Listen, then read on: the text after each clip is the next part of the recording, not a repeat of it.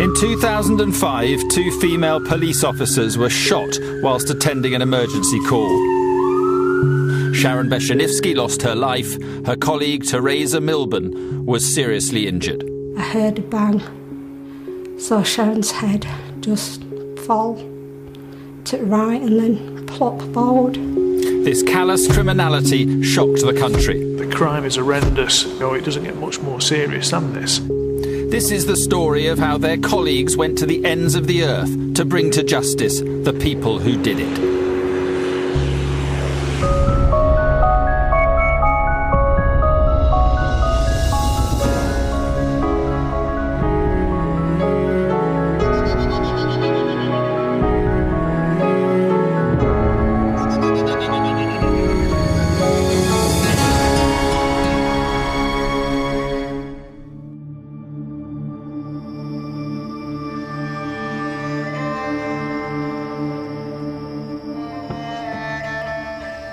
Somalia, one of the most lawless places on earth. A roadblock is waiting to catch a fugitive. The man isn't wanted here. He is wanted 5,000 miles away in Britain. For 2 years he's evaded justice, but now the British and Somali intelligence services are closing in. His name is Mustafa Jama, and he is wanted for murder. All they have to do now is catch him.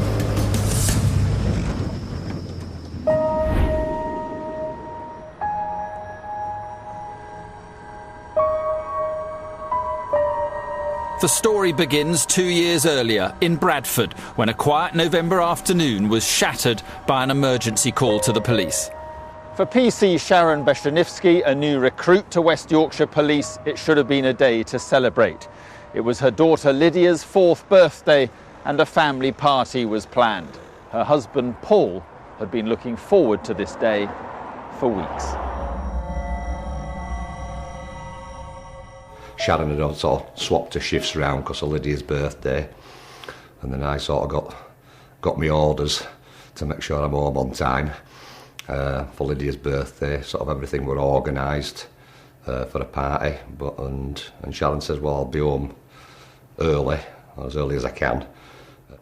And I sort of went to work and she went to work. Teresa Milburn was Sharon's partner for the shift. They were friends on their team, but it was the first time they'd worked together. It was a 7-4 shift, earlies as we call it. It was briefing at 7 o'clock, briefing, and we got allocated as roles for that day.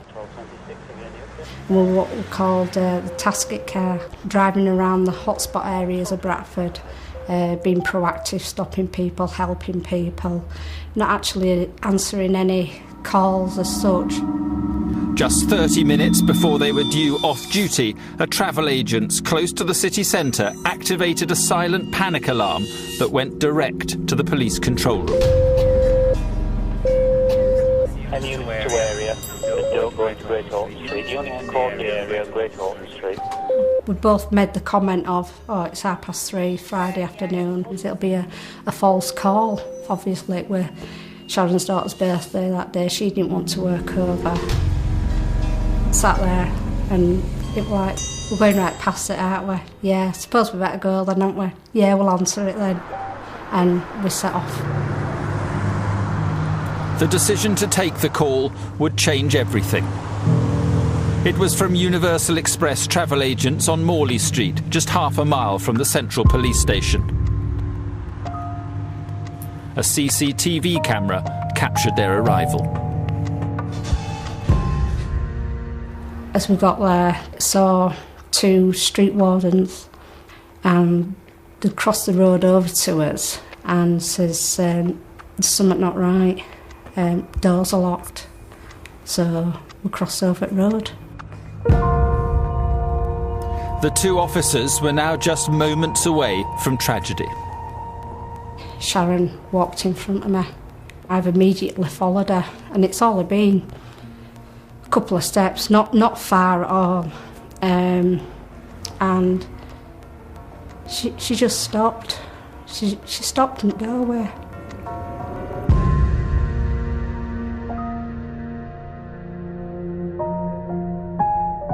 Sharon's parents were here, all kids were here, a few friends. They'd been here sort of most of the morning, organising everything and cake and all this for sort of Lydia's party. And, you know, sort of everything were more or less in hand, just waiting for sort of Sharon to come home. I heard a bang. Saw Sharon's head just fall to the right and then plop forward. And then she just collapsed. I saw an Asian man and I saw a gun and then I was shot myself. The impact spun Teresa down the street. She had been shot in the top part of her chest at point-blank range. She pressed the panic button on her radio. A Code Zero alert to all the officers in her division that she and Sharon were in trouble. Every officer on duty raced to the scene. Among the first was PC Nicholas Smith, one of Teresa's closest friends. When you hear your Code Zero go off, it's like getting a bolt of electricity through your body. Whatever you're doing, you just drop it. Teresa came over quite broken. It weren't a clear sentence, a clear message that came out. It were broken words, not enough to paint the picture of what we found when we got there. Most Code Zero alerts are to officers under attack. Matthew Scott expected to find his two female colleagues in a fight. We pulled up at the side of the street and I remember looking across and just seeing Sharon laid there on the floor. It was Teresa just again laid on the street. And I could hear Teresa's voice, but couldn't really make out what was going on, but knew at that point that obviously something really, really badly had gone wrong. Teresa had blood coming out of her mouth. She would obviously in a lot of pain and she'd been shot, so the only thing I was thinking is that I wanted to keep her talking and I wanted to keep her conscious. And the thing that she said more than anything else is, how's Sharon? Where's Sharon? Is Sharon okay? Chaos followed. Passers-by had also rushed to help. CCTV cameras frantically panned the streets for any sign of the gunman. At the travel agents, officers tried desperately to give first aid to their colleagues. I went up to see how Sharon was doing, and by that time there was two officers already with her. We'd sort of uncovered and found where the gunshot wound was. There was no blood at all, there was just a small hole in the top of her chest. I could see that Sharon were being resuscitated at this point on the road, and I didn't want Teresa to realise how bad that situation was. Another officer had come to join us and I moved his body to block any view so that Teresa couldn't see what was going on with Sharon. As Sharon and Teresa were rushed to hospital across the city, Paul and the family were still waiting for Sharon to come home. The car pulled up at the top of the drive and I sort of, a police car, and I sort of automatically assumed, she's having to work over. So then police officer came down drive and, the conversation will then, can I have a word with you in private? There's been an incident and you're going to have to come with me. He was driven straight to accident and emergency. All Paul knew was that his wife had been seriously injured on a call. Everything was chaotic. There were sort of armed police there were police cars everywhere. And you were just thinking, well, what's sort of going on? Minutes ticked by. Paul waited anxiously for news. Doctor came in and says, he more or less then told me that she'd sort of been shot and she'd passed away.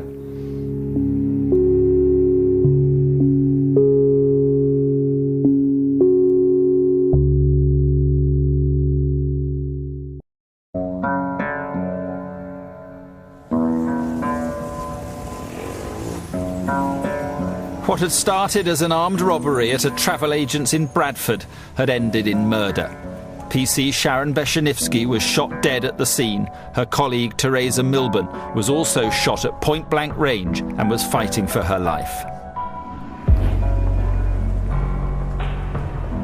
The man given the task of finding the killer of a colleague was Detective Superintendent Andy Brennan. There was lots of garbled messages at first because the city centre division that covered this were in a state of shock themselves. Two of the colleagues had been shot whilst attending an alarm.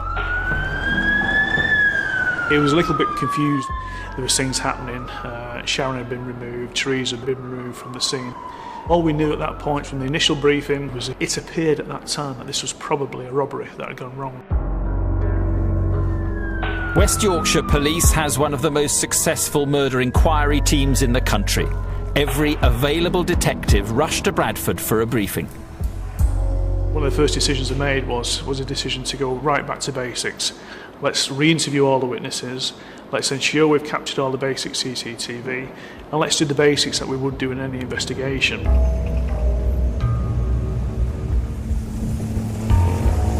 The first lead came within an hour of the shooting. Witnesses had seen 3 men, an Asian and 2 black men, leave the travel agents and escape in a silver 4x4 car. This sighting was vital. Bradford was the first city in the UK to install Big Fish, a ring of CCTV cameras around the city that record every vehicle entering and leaving, as many as 100,000 images a day. On this screen here we have a map of Bradford. But not only is it a map of Bradford, it also contains every camera location that we have within the city. So for this instance, I've obviously seen the vehicle is on Marley Street. Now I'm looking to see where it's left. All the cameras in between these places were checked. Unfortunately, we didn't locate the vehicle. However, we did see the car coming out of Ransdale Road, and indeed it turned right onto Manchester Road. We were then able to check the cameras that we have located further up this road, and we were fortunate enough to see this silver 4x4 vehicle. Now detectives had CCTV of the route the killer's car took leaving the city and could identify it as a silver Toyota RAV4, but they couldn't read the number plate or see who was inside. During the midst of our investigation, the information was filtering through. A member of the public had given the partial registration plate, which then alters our inquiry somewhat. Even a part number was crucial. Bradford's Big Fish CCTV system included automatic number plate recognition cameras. All vehicles entering the city have their registrations recorded. The team entered the partial number plate into the database, but would it come up with a match? Obviously we had no timescale as to when the vehicle actually entered into the city. It could have been the same day, it could have been days before. We obviously had no idea. The computer trawled through thousands of number plates. After dozens of false matches, they had a hit. Here, the 4x4 is recorded coming into the city with its full number plate, WP05YTT, clearly visible. It's just 30 minutes before the shooting. Now detectives had to trace its owner. We realised quite quickly that it was a hire vehicle from Heathrow Airport. That vehicle and another one had been hired by the same people, so it was critical on the Friday evening, the Friday night, that we had detectives in the London area looking at who'd hired them vehicles and what type of people they were.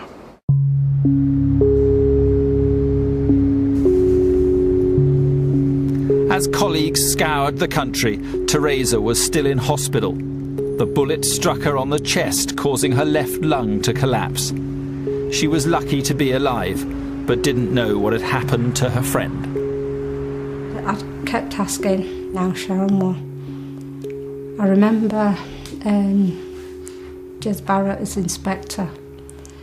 I says, how Sharon? And I remember him saying, she's not good.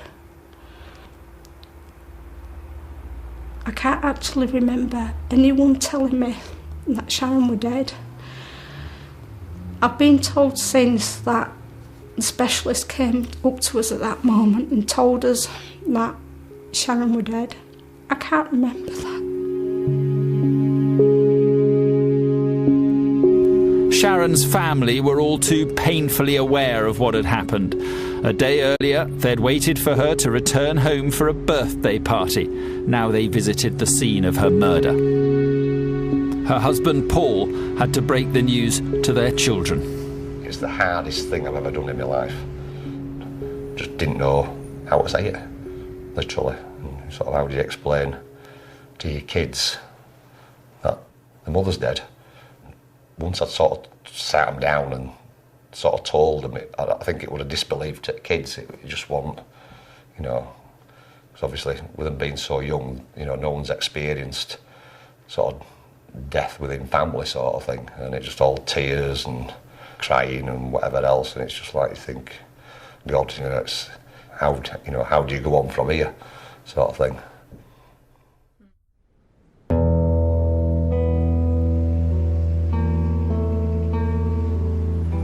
The shooting brought home the dangers faced by British police officers on a daily basis. When one of your colleagues is killed and another one's shot and is in the hospital, your world kind of comes crashing down, that you realise that this could have been any one of us. A number of us got the call and requested to go to the job. Any one of us could have been there, and it does make you feel very vulnerable. As well as Sharon's murder, detectives had a vicious and violent robbery to investigate. This might also hold vital clues to the killers. The crime is horrendous. Members of staff, visitors to the premises are actually tied up using cable ties. They're forced onto the ground, they're pistol whipped, and they threaten to kill the youngest male, the youngest brother of the boys that work there. Now, as robberies go, it doesn't get much more serious than this. Despite being held at gunpoint, the travel agents had secretly activated their silent panic alarm. It was this emergency call that brought Sharon and Teresa to the scene. As the robbers prepared to leave with just £5,000, the officers arrived at the shop door. Sharon and Teresa were immediately shot at point-blank range as the robbers escaped.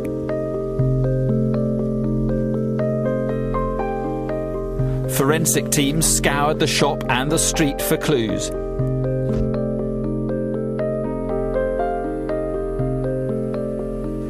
Inside, they found a laptop bag that the robbers used to conceal the guns.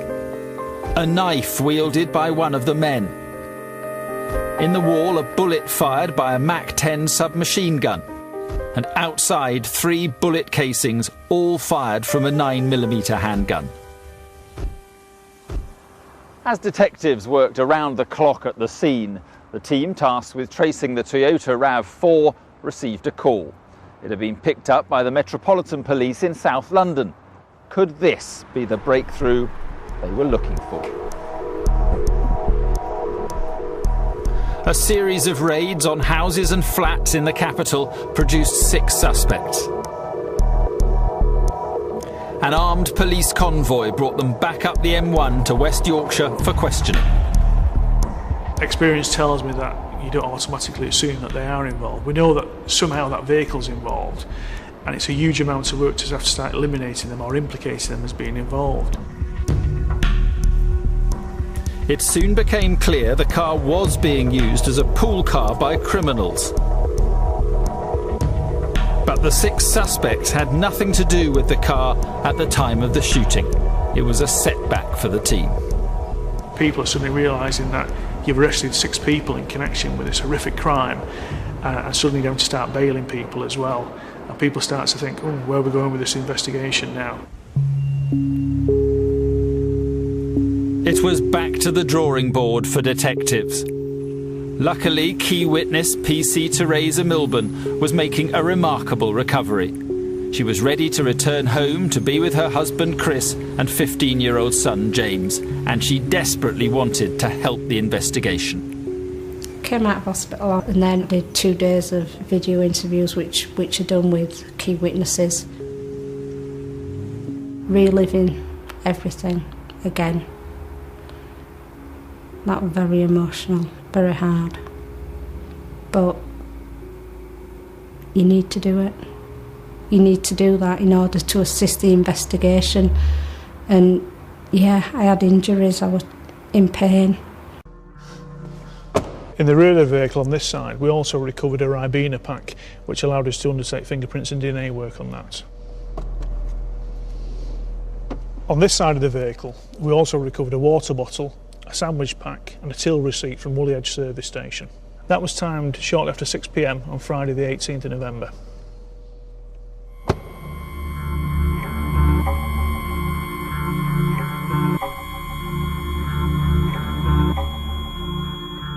By recovering the vehicle within 24 hours, we allowed our forensics people to go through the vehicle with a fine-tooth comb. It gave us some really good forensic opportunities in relation to identifying who'd used that vehicle on the Friday.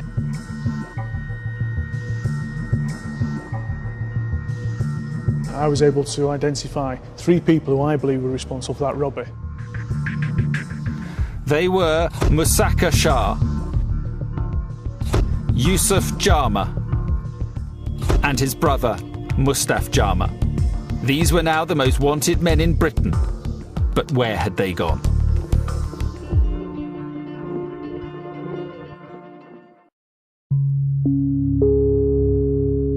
Can I have a kiss? Sharon Beshenivsky was not just a police officer who lost her life doing the job she loved. She was also a devoted mum. Mummy. She was killed on her daughter Lydia's 4th birthday. Now her husband Paul has to adapt to the family life they'd planned, without her at the centre. Yeah, all right, we'll put it on Sharon's here. Well, future plans was, that she could work, I could work a little bit less, and we sort of always wanted to sort of have the sort of country life. We thought it'd be a better life, bringing the kids up with a country life. It was a dream home. We sort of bought it sort of in the summer, and all the plans that we had of what we were going to do, and Sharon were even talking about, Lydia having a marquee on lawn for a wedding and all this sort of thing. It was sort of all everything pre-planned of what you're going to do, and then everything sort of fell to pieces. Every murder is a challenge for the police, but when one of their own is killed, they are very determined to catch who did it. In West Yorkshire, detectives worked night and day to track down Sharon's killers, and just 1 week after the murder, were confident they knew who they were looking for. They were Mustafa Jama, Mustafa Jama, and his brother Mustafa. All members of a London-based criminal gang. We've got 3 very dangerous individuals who were on the run, who demonstrated the total disregard for the police by shooting 2 of them already. So it's a genuine fear that we have that clearly they could attack other police officers if they were cornered.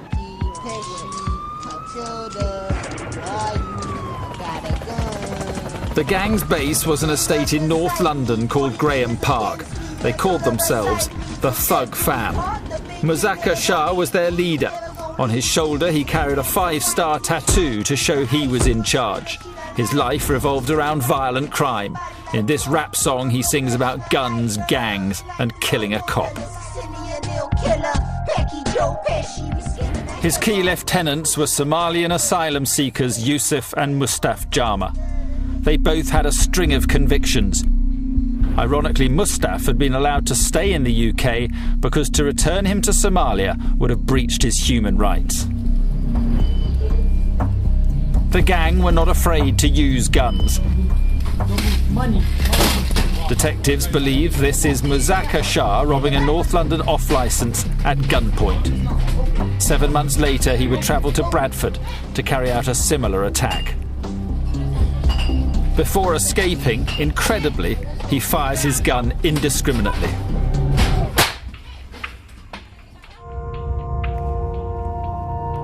In Bradford, witnesses said that Shah carried a 9mm pistol and a Mac-10 submachine gun was carried by one of the brothers. Ballistics at the crime scene revealed both weapons were fired. Police believe the Mac-10 jammed, preventing more people being killed. Both of these weapons are widely available among criminal gangs in the UK. For unarmed police officers, they are an increasing threat. 9mm calibre pistols are probably about the most widespread pistols available to the criminal fraternity. There's an awful lot of them on the black market. They come in from, Eastern Europe, and it's quite easy to pick one up, obviously, if you have the right contacts. Pistols like this are so iconic, even pointing one at someone can be quite intimidating.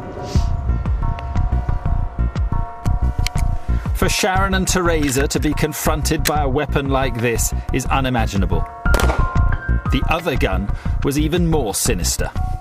This is a Mac-10 machine pistol, capable of firing 1,100 rounds per minute. That's almost 20 every second. Very much a gun of choice with gangs. It's become a bit of a symbol of handheld firepower at quite an extreme level. When fired, the gun actually rocks around, and the rounds will tend to spray everywhere, hence the term spray and pray. It's very indiscriminate.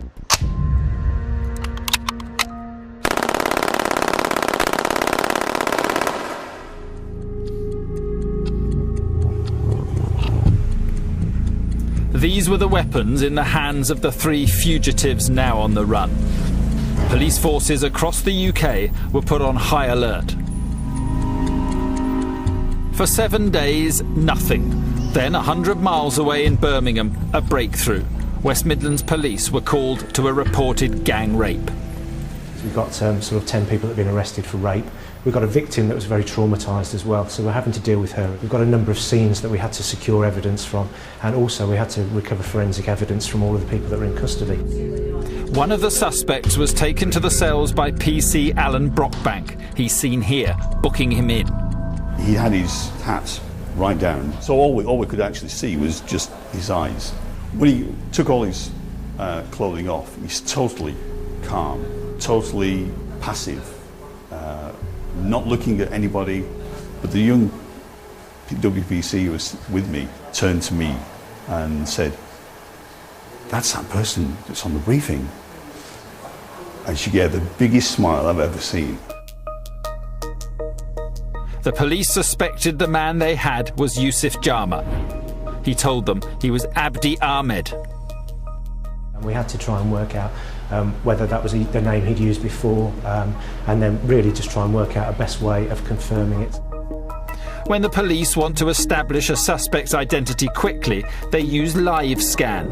This is a computer system that can instantly read and compare fingerprints to the millions held on the police national computer.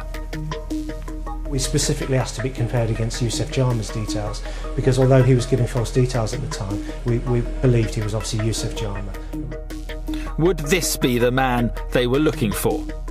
About 10 minutes later, the results came through, and it came back on the confirmation page showing it's Mustafa Jama with the correct date of birth, obviously born in Somalia. And obviously this is the point where we knew we got the right man. That was like every best arrest you could ever wish to. I don't think there was a police officer in the country who didn't want to arrest that person. West Yorkshire Police had the first of their 3 key suspects, but he wasn't talking. The evidence against him was mounting. A witness had identified him at the scene of the shooting. His fingerprints and DNA were found inside the robber's car. And just 3 hours after the robbery, he was on CCTV at Woolly Edge Services on the M1. This video shows him buying the items found in the car. Mustafa Jama was charged with Sharon's murder. Police feared the other 2 wanted men, Mustafa Jama and Muzakkar Shah, would leave the country. Determined to stop that happening, a team of detectives revisited the evidence. One of the things we always like to do is to review the CCTV work that's been recovered. And what that gives us is opportunities to identify other potential witnesses, other suspects. And this came as a little bit of a shock to me, because they realised that there was probably a second car involved. Detectives spotted a black Mercedes sports car following the Toyota RAV4 out of Bradford after the shooting. On closer examination, they then noticed a green Toyota Corolla was always close by. We've gone from having 3 suspects and 1 vehicle. So we've now identified 3 potential vehicles that were involved in the robbery itself. Only 3 men were seen leaving the travel agents. Only 3 men were being hunted by the police. So, who were driving the other cars? How many of them were there? And how were they involved? The investigation was becoming more complex by the hour. For Paul Beshenivsky, the only question that mattered was when would they be arrested? You're thinking, are they a step closer? Have they got these people? You know, it was getting to a point, well, are they going to find them? So I thought, well, I need to occupy my mind, I need to do something. So, you know, you really lock yourself away work-wise, and, you know, that sort of keeps your mind pacified till you come home. Then your kids asking you questions that you don't have answers to. Four weeks into the inquiry, an anonymous tip-off brought progress. Gang leader Mustafa Jama was hiding out in Newport, South Wales. It then came to our attention that in Newport Dock was a tanker that was about to sail in the next 48 hours to Pakistan. Our fear was that Shah had got to Newport and was a stowaway on this ship, ready to sail off into the sunset back to Pakistan, never to be seen by us again. The ship was secretly held in port while the hunt for Shah continued. Our inquiries had identified 3 or 4 houses where we believe Shah was. An armed cordon was put on the addresses, and then obviously it was knocking on the doors, loud hailers, getting all the occupants out. Police didn't know whether Shah was still armed with the pistol and machine gun. But 24 hours into their search, he gave himself up. He'd shaved his head in an attempt to disguise his identity. He was immediately taken under armed escort to West Yorkshire for questioning. The surviving police officer hears another loud bang. She says that she feels immense pain and she falls to the ground. And she says, I quote, "It was the Asian male who shot me." That's you, isn't it? Like Mustafa Jama before him, Mustafa Jama refused to answer any questions. But his fingerprints found on the laptop bag left inside the travel agents pointed to him, as did his DNA found on cigarette butts and a Ribena carton inside the RAV4. 3 days after Shah's arrest, police discovered a MAC-10 weapon and ammunition. Tests proved it was the same one fired by Shah's gang inside the travel agents, and on a plastic bag full of bullets were his fingerprints. Police charged Shah with Sharon's murder and the attempted murder of Teresa.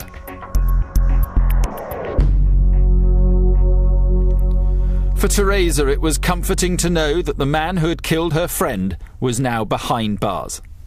When that phone call came, it was a big relief that he had been arrested. To say that we'd got Shah in custody were an absolute relief, not just for me but for my family, for the whole investigation team.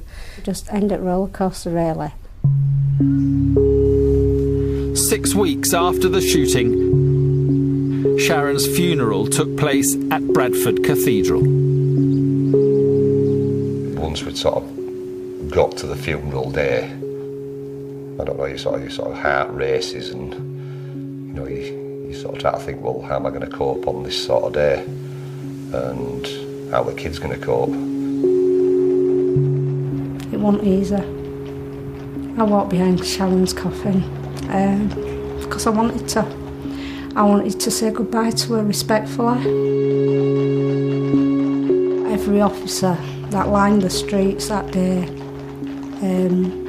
wanted to be there to give Sharon the send-off, the funeral she deserved. Sharon's team carried her coffin. Among them was Matthew Scott. The street was just silent. It was full of people, full of members of the public, but it was completely silent. It sort of gave me the impression that there's still a lot of respect for what it is that we do and the dangers that we face.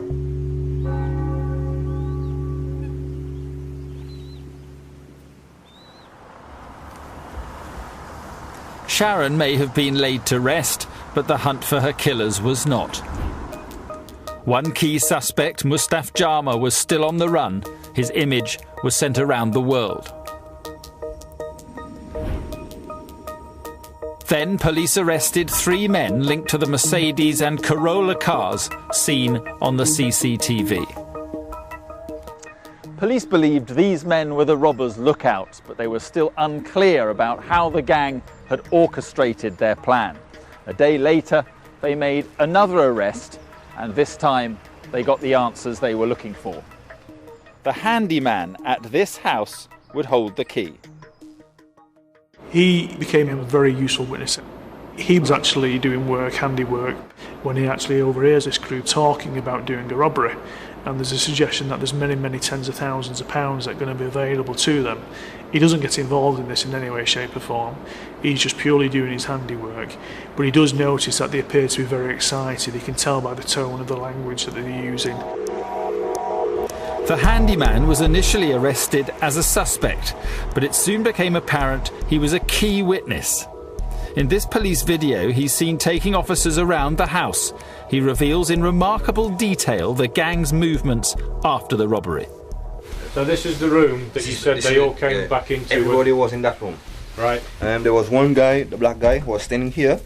Yeah. When he saw me coming, closed the door. By the time when I was coming, I saw a gun in bed. He is now under police protection and cannot be identified. According to the witness, they obviously then became panicked. They were swearing. In fact, the 2 Jama brothers and Shah basically shaved their heads, obviously to change their appearance. That's the over that we used to over the hair on the floor, yeah? They changed the clothes. They took off the business suits and jackets and shirts. You've asked us to open a wardrobe where there's some clothes. There's 3 suit jackets. One of the Jama brothers said to this witness, "Go and get some white spirit," and they went outside. So this is where you saw one of the people burning some clothing and some shoes.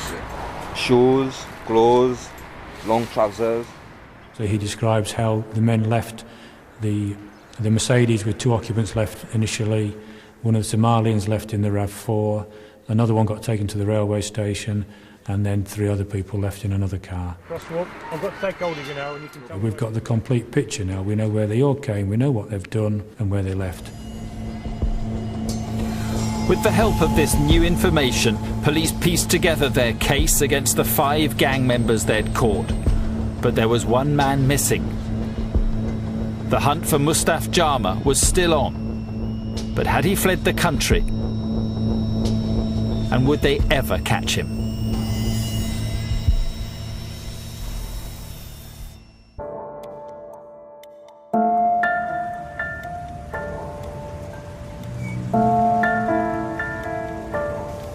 A year after police officer Sharon Beshenivsky was shot dead during an armed robbery in Bradford, 5 men stood trial for her murder at Newcastle Crown Court. For Sharon's husband, Paul, it was the first time he'd come face to face with his wife's killers. I didn't feel anything really at all until it sort of went to court and I could actually face them in court, and sort of look at the faces and think, well, you shot my wife, mother to my kids, for what? For money. Mustafa Shah and Mustafa Jama were sentenced to life for Sharon's murder. After a legal debate, the charge against Shah for the attempted murder of her colleague Teresa Milburn was dropped during the trial. I'll never forget. Shah stood there, sentenced to life, minimum of 35 years. And there were friends or family members behind us in the public area, and he just went.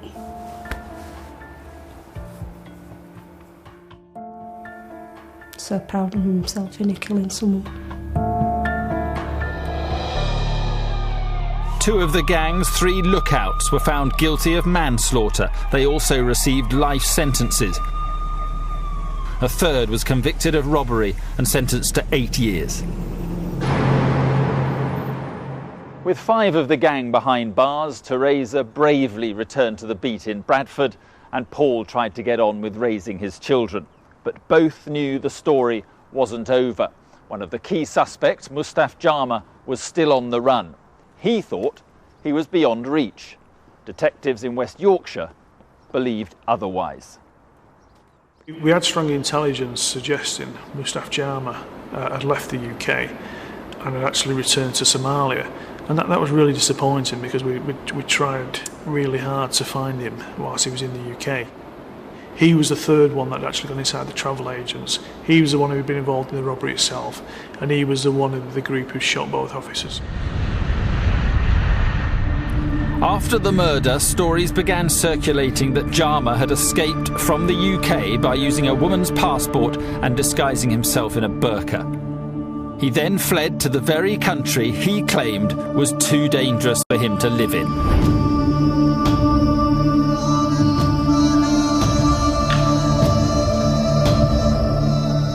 Although we were doing intelligence work with support of the Somali authorities as well as our own intelligence people, we were able to, over a period of 12 to 18 months, narrow down the area of Somalia where we believed he had come from.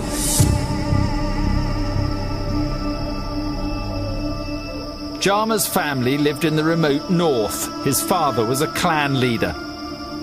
Somalia is a world where bitter feuds are common and often settled at the point of a gun. Flushing Jama out would be a difficult and dangerous task. But Somali intelligence was up to it. Through their network of contacts, they received a tip-off. Jama was to make a trip on a road near the Ethiopian border. The team tasked with catching him recce'd the route and set up a roadblock. Now, all they had to do was wait. Then the Somalians had Mustafa Jama in their sights.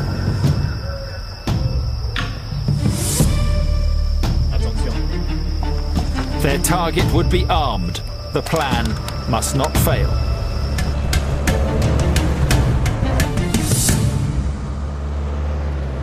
We knew there was activity, and we were onto somebody we believed was actually Mustafa Jama. But there's so many variables going on. You know, there's people operating in a different country. You're just keeping your fingers crossed.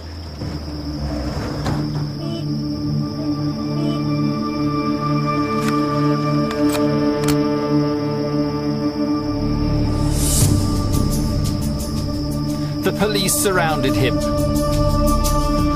With no gun, this time there could be no escape. I got the call on the Sunday afternoon that we believed that Mustafa Jama had been arrested. Part of the process for us confirming his identity was to get his actual photograph sent over to the UK. Via a laptop and satellite link, the Somali police emailed the photos 5,000 miles to West Yorkshire. Jama waited while confirmation came from across the world that he was the man wanted for murder.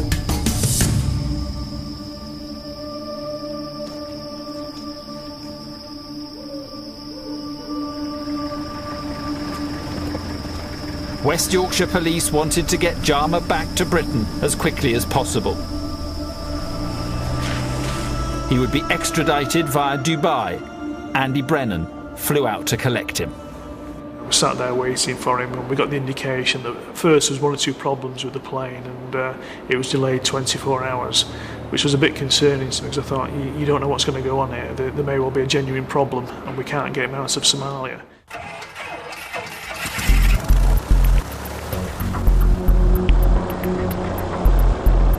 Finally, the plane took off.